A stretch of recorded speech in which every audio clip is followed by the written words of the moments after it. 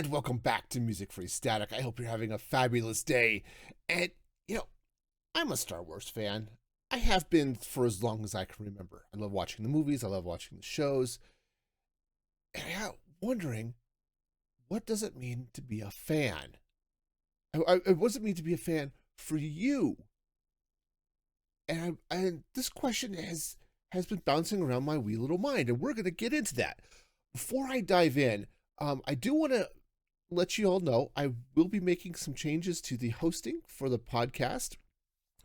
You shouldn't notice a thing, but starting with the next episode, I will be on a different hosting provider, so you may have to update your RSS feeds. I'll talk about that more a little bit at the end, but let's get back into fandom. See, nearly everybody's a fan of something, okay? It might be sports teams, it might be books and movie series, it it could be cars or swords or anything, right? People like stuff, right? And it sort of becomes a part of us. And so this question of how do we show our fandom, or actually that's not the question, how do you show your fandom, but what does it mean to you to be a fan, right? So going back to Star Wars for me, right? I said I've been watching Star Wars since I was a bread loaf, right? My parents took me with them when they went to see Star Wars in the theaters in 1977. I was a baby. Okay. But beyond that, I have been a fan of Star Wars for as long as I can remember, and I love watching the movies. I love watching the TV shows. I liked reading a lot of the books and legends. Some were good, some were not, but I liked them. And I've enjoyed reading some of the ones that are out now, like the High Republic books have been great. Some of the others, like the Aftermath series, not so much. But I don't collect, right? I'm not the type who's out there collecting action figures, right? I'm not, uh, I just don't, I'm not a collector, right? I don't do cosplay, anything like that. But does that make me any less of a fan of Star Wars than somebody who does all of that? And I'd argue that the answer to that is no. We just express our fandoms in different ways. See, Star Wars, I love watching the movies and shows, as I said. I just finished, watched the Clone Wars, I watched the Bad Batch, I'm just starting in on Rebels now, right? And just doing this whole rewatch. I'll probably put on Mandalorian and Ahsoka, and Boba Fett and all that stuff after that. But actually, I probably should have watched Obi-Wan in between. But I was on an animation kick, so we're gonna watch the animation. Okay, still, if if I were to get chronological on it, but I express my fandom by enjoying my fandom, right? The other thing that got me thinking about this was at TwitchCon, there was a big Hermitcraft meetup. Okay. There are 8 members of Hermitcraft at TwitchCon. They had this big meetup where, obviously they met their fans, right? But also Pearlescent Moon, who was also at TwitchCon, was back home with it at PAX Australia and had a meet and greet at PAX. And people showed up dressed in the Minecraft skins of their various favorite people. They're buying all the merch, from the plushies and their vinyl figures, and they've got a trading card game, right, that's out there, and they draw all this fan art, and they're waiting in line for hours to meet these YouTube and Twitch creators that have become so much part of their lives, right? And again, it's the same question. Are you less of a fan if you don't do all of those things, right? Right? If you're not buying all the merch and the vinyls and the waiting in the lines, are you less of a fan? And again, I say the answer to that is no, right? And I'll sit because I watch a lot of hermits, and I watch a lot of videos from like Tango Tech and Impulse and Pearl and all of this stuff. I really enjoy seeing Pearl and Impulse and Tango Tech stream. Right, uh, they're great. I love watching their streams, but I'm not the type who, one, I don't have the funds to be dropping huge number of gift subs on the channels and buying all of the merch. I just don't have the cash for it. And I'm not an artist, so I'm not going to be doing fan art. And again, on the subject of money, it's not like I'm going to San Diego to TwitchCon to go meet all of these people, though I would love to sit and meet all of these people. Okay. Um, Impulse and Tango in particular, aside from the fact we have similar ideas on Minecraft, um, but I always felt out of place as a content creator because I'm 47, right? I'm playing Minecraft on the internet for the amusement of others in a game that's dominated by 20 somethings, right? Here is Impulse and Tango and B double O and right, a lot of these hermits who are in their 40s. And it really helped me accept that, yeah, this is what I can be, right? It's okay, right? In a air quotes, okay, right? So that, I could do this. I enjoy it. It's fun. And it was nice to see their example.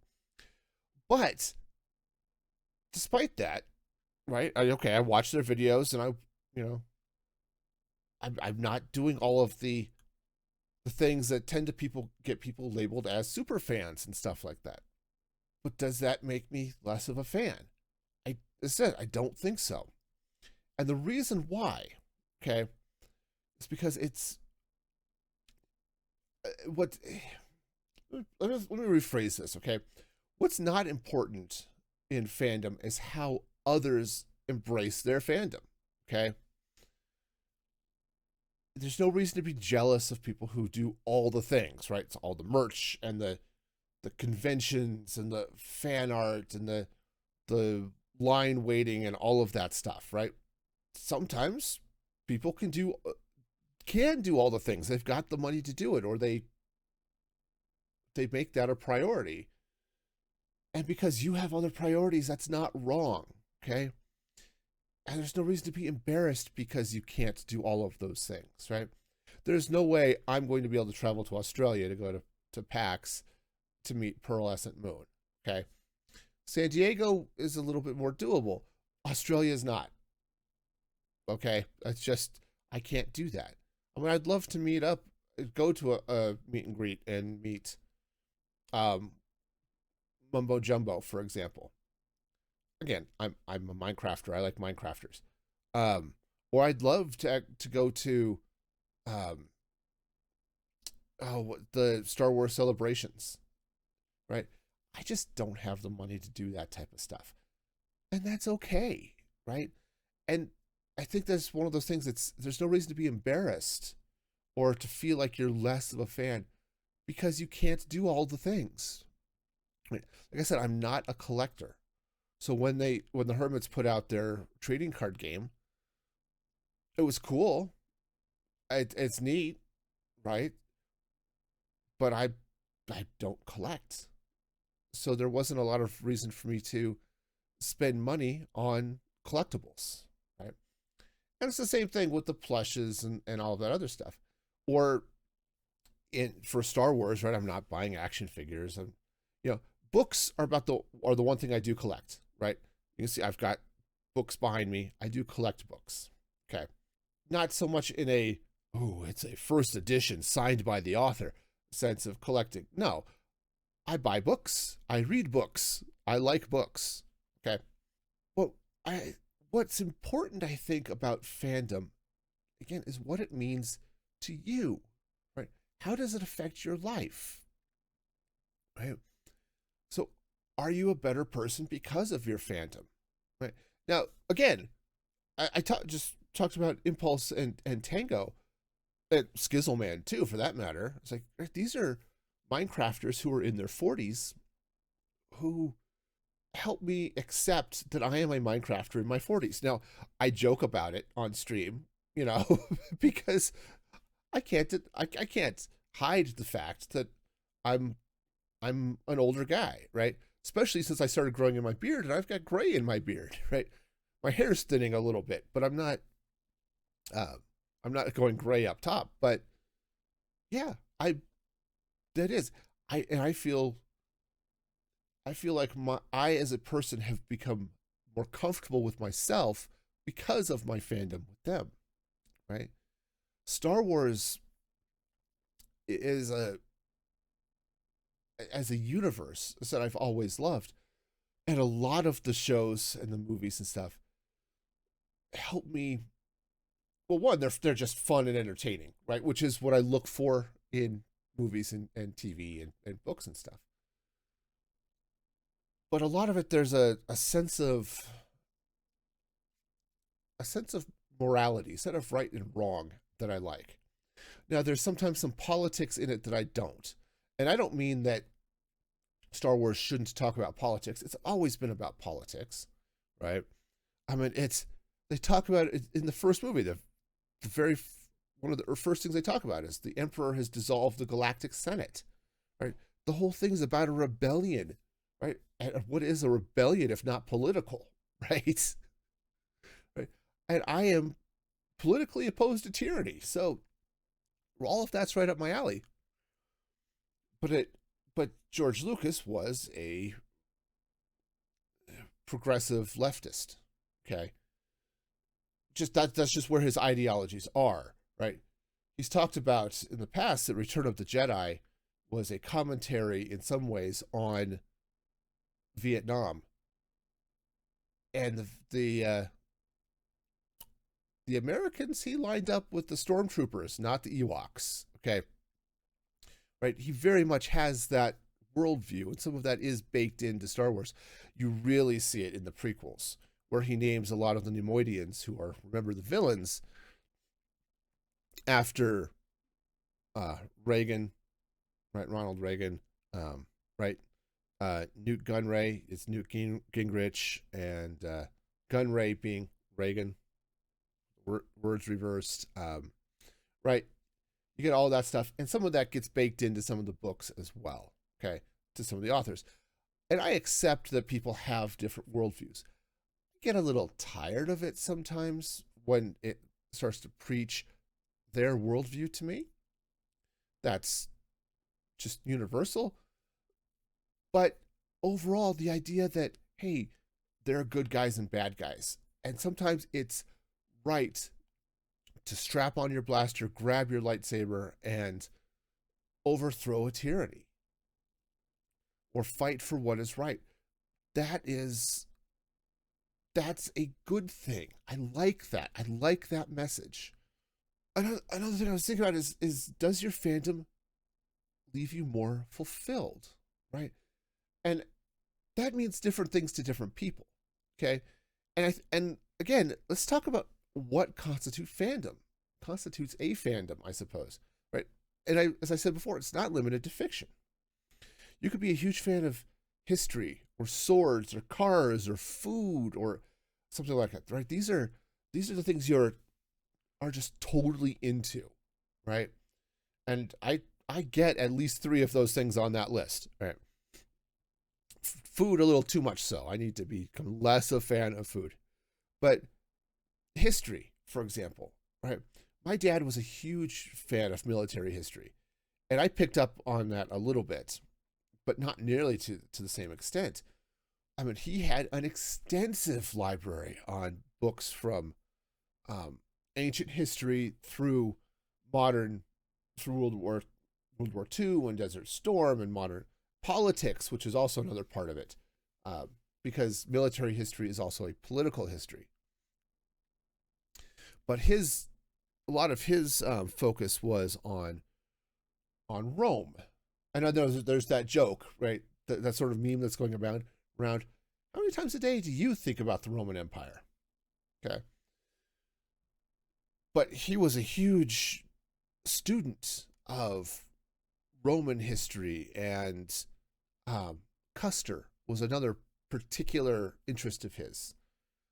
Sadly, I didn't get him to write down. He had some interesting theories about Custer's last stand that run somewhat counter to the perceived wisdom of Custer and the way that battle went.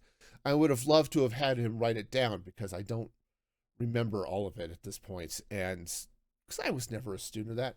Custer did not interest me at all, but he was totally into it. And when there are times when you just get into something, find an interest, and it changes you, right? There was an archaeologist who was, my dad was telling me about this because paleontology was one of his other jams, but he wanted to be a paleontologist, but his science scores in college were just not great, and he decided to go into police work instead, which I think worked out well for him. But he was talking about a paleontologist who was trying to study, I don't know, the birthing habits or something about dinosaurs, and he couldn't find what he needed. So he started, like, he wanted to find out information about the eggs, and because he was trying to answer a question, and he ends up becoming one of the foremost experts on dinosaur eggs just because he was trying to figure out something else, right? It became part of who this person was, right? And yeah, sometimes that fulfillment, I think, is important, right? People who are into cars, a lot of them, okay, yes, they like looking at cars, they like seeing cars and that type of thing. A lot of them like, they'll work on cars and restore them and things like that, which can be said fulfilling, expensive but fulfilling, right? I have a friend. He cars are his jam, right? He runs or works for a towing company, but he also has a side gig as a mechanic, with his own shop. But one of the things he likes to do is he'll find old cars cheap. Heck, we sold him our old minivan when it got to the point where it's just gonna be too expensive to fix. But we sold him the minivan. But he'll find these old cars, and as he has some extra money or whatever, he'll buy parts for them, get them fixed up, and donate them or sell them for really, really cheap to those who are in need, right? What a way of taking your fandom, your interests, and benefiting others with them, right? But I'm not saying that your fandom has to be of benefit to somebody else, right? Because this is, okay, what does it mean for you, right? And sometimes, yeah, it really is just, you get a lot of enjoyment out of it. And you don't have to express it in the same way, right? And I think that's important. I think people tend to get caught up in all of the physical sides of fandom, okay? I said, when it comes to something like Star Wars or being fans of a content creator, and it's like, oh yes, I have to buy all of the merch, right? Okay, I have music-free gaming merch at musicfreegaming.com for my streaming stuff, right? Right. That's a problem for future me. Water bottle, Geely Bob. I like it. I use it all the time. If you want to buy one like this, you can. But not buying it doesn't make you less of a fan, right? Sure, I get money from it. But again, that doesn't make me less of a fan. It does make me thirsty, though. I love water. And so, hey, I like having a water bottle to drink it out of. And if I could have one that's got my logo on it, great. But does, and again, it's as a creator, as someone who sells merch, yes, I like it if you buy my merch. I like it if you become a supporter at musicfreegaming.com or whatever. But I appreciate all of that because it does help. But from a fan side of things, no one should feel bad because they can't do all of the things. You're a fan because you like what you're watching or reading or cheering for, right? For like sports teams, right? Sports teams have huge fandoms and they have conventions every week or every couple of days, right? Right? It's because you've got football games every week, right? What is that but a team convention, right? Here you are with tens of thousands of other people who celebrate your fandom, right? That's that's it. Kind of is what it is, right? So yeah, it's okay. It's like I used to watch all the Broncos games. I was a fan of the Denver Broncos. I used to watch them all the time, and I don't anymore, and that's okay. But when I did, I couldn't go to the games, right? I couldn't afford to go buy a ticket and go watch a game at Mile High Stadium or whatever field at Mile High it is now. That didn't make me less of a fan. I had responsibilities and I had budget and I couldn't do it. But I think there's something else to fandom that's really important, and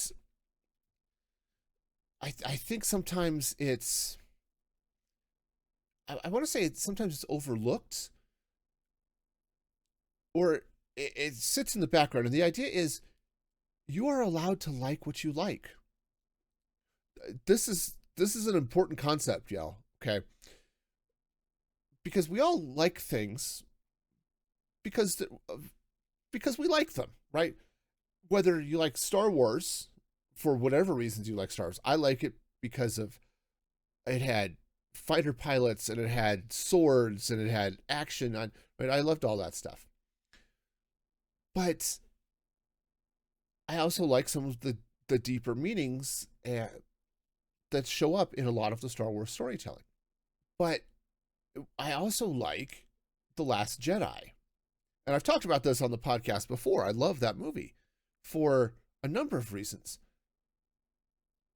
But for a long time, and even now, it's very divisive.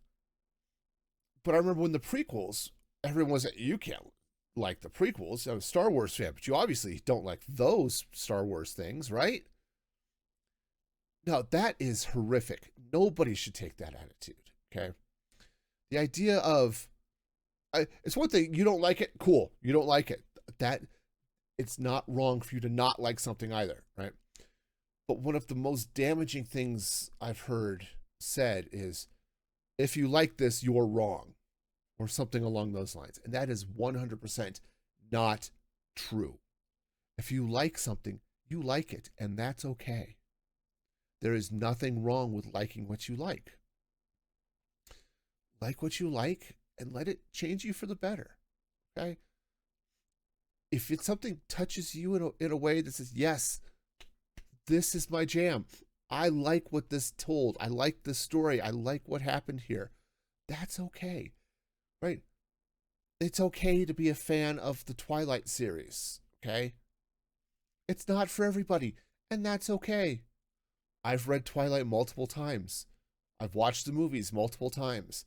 I can't say I'm a fan, all right? I think out of the 4 books, there's a book and a half of good story there. Okay. But it's okay to like those things. If you like your sparkly vampires and make a pilgrimage to Forks, Washington every once in a while, more power to you, man. Heck, Indiana Jones fans, there is a small town in southern Colorado called Antonito. this is where they filmed a fair amount of the beginning of Indiana Jones and the Last Crusade. That's where the house is. That was Indiana Jones' house in the movie. The Combers and Toltec Railroad is right there. That's the train they used for the that whole chase sequence on the train. Okay, that's the train they used. That train is running through southern Colorado, not through Utah like they have in the movie. Okay, right, and if you want to go see that stuff, awesome. It's right there. You can go do that. But you're not less of an Indiana Jones fan if you don't. Okay, I don't have a whip. I don't have a hat, an Indiana Jones hat. But I love Indiana Jones. Most of it, right? The last movie did nothing for me. I may have to watch it one more time just to see, was I right or wrong about this? But I didn't like it. But I really loved Raiders, and I really liked The Last Crusade. I got grossed out by Temple of Doom. It's not a bad movie. I just get grossed out by bugs and stuff, and there was lots of bugs and stuff in the Temple of Doom. Even Kingdom of the Crystal Skull had some fun parts to it. But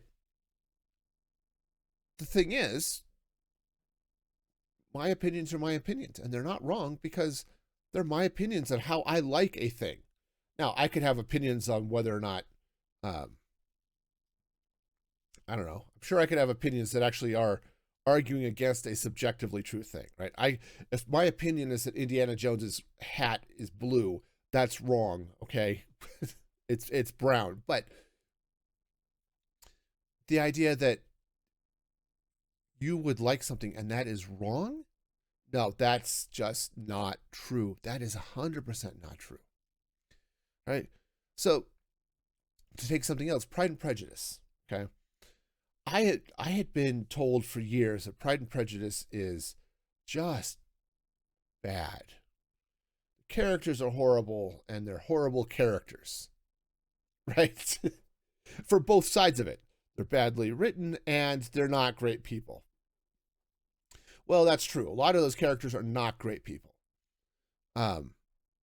Elizabeth's family, except for her one sister, are all pretty much jerks, okay? That much is true. And yeah, Mr. Darcy, when he shows up, yeah, Darcy's a jerk. But he repents. The catch is you never really see the repentance process, right? Because he shows up and he sees everybody in the small town and thinks that, yeah, there's nobody in this small town who's worth my time. Because he's from this aristocracy and looks down on this, right? He's both proud and prejudiced. But after he gets snubbed by Elizabeth, one, he falls for her despite thinking that nothing good could come from a small town. She snubs him, and she snubs him she snubs him hard. The fact that he proposed and insulted her family at the same time probably had something to do with it, right?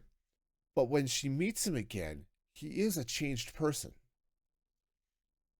And you see that a little bit in the background of how he tries to protect the family in the background, but it's never really spelled out in depth. So, yeah, I get that. And Elizabeth was always a fine person. She was caught up in the rumor mill about a number of different characters, but she hated Darcy because everybody else hated Darcy. And okay, yes, he was a bit of a jerk, but she believed all of the rumors about him screwing over this dude. Turns out the guy, he didn't screw him over. He treated him probably better than he deserved. But that's not what the gossip lines were saying. Right, and the reason I'm going into all of this is because I didn't understand this until I read the books myself. The book, singular, myself.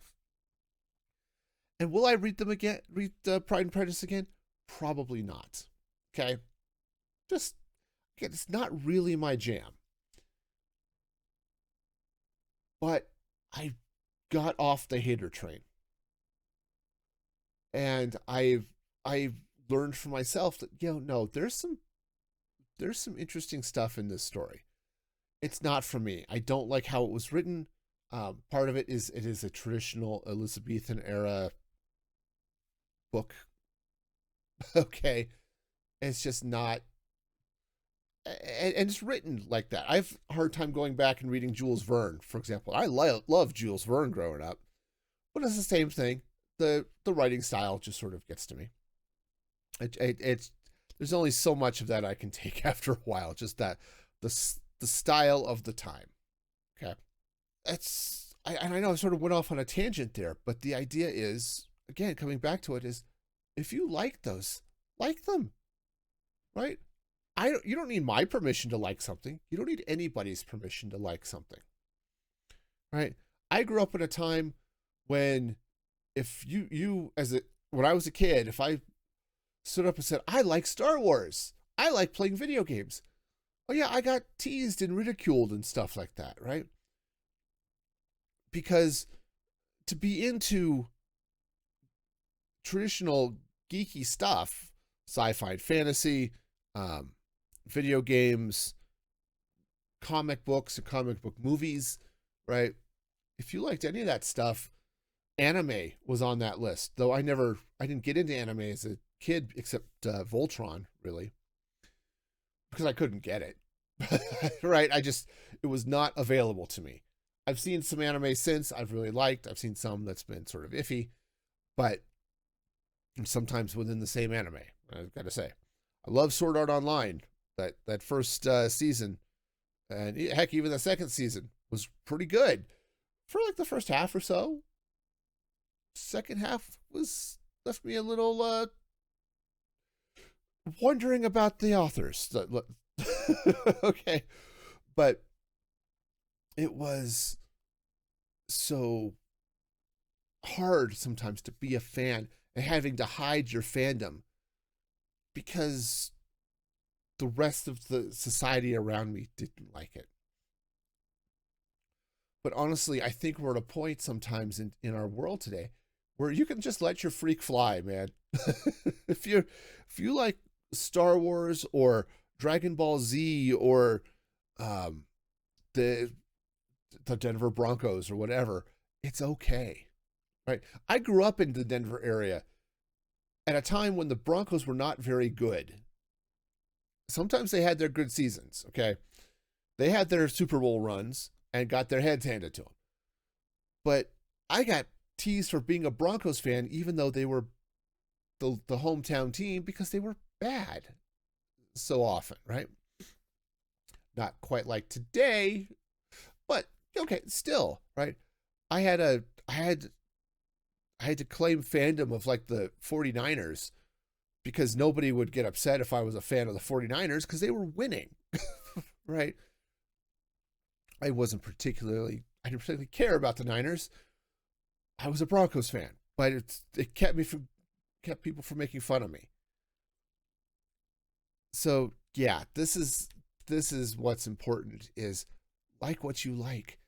And it's okay that you aren't into or don't do all of the things like buying all of the stuff and going to all of the conventions and all of this stuff. That doesn't make you less of a fan. What makes you a fan is liking something and having it as part of your life and being a better person because of your fandom.